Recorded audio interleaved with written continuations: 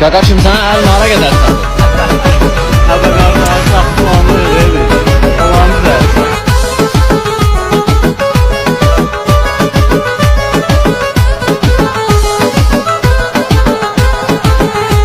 Gidey baka bakta gezey megamdı. Sonra da buzdan da ardı davamdı. Onlar özüne hürmet eyləyən adamdı. Yemirer adamla aşna sıvanlılar. Yemirer adamla aşna sıvanlılar. Belki dendi qaqaşna sıvanlılar.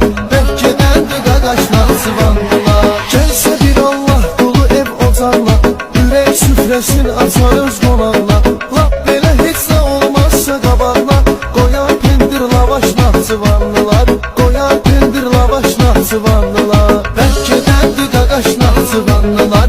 Belki dendi qaqaşla sıvanlılar.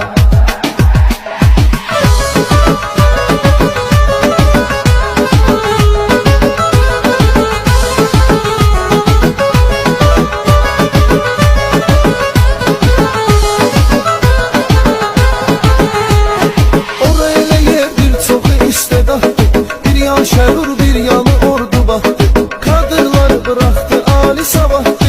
Kalktı yavaş yavaş Nahçıvanlılar. Kalktı yavaş yavaş Nahçıvanlılar. Belki dendi qaqaş Nahçıvanlılar.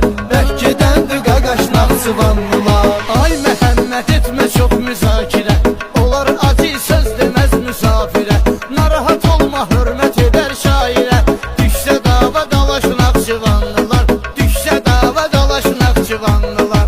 Belki dendi qaqaş Nahçıvanlılar. Belki dendi qaqaş Nahçıvanlılar.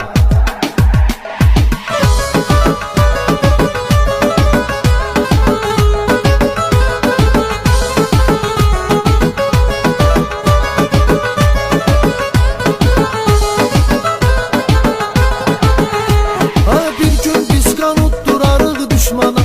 Qarabağı qaytarırıq Azərbaycana. Bir həmlə ilə girsə Ermənistana. Qoymaz daş üstə daş Nahçıvanlılar.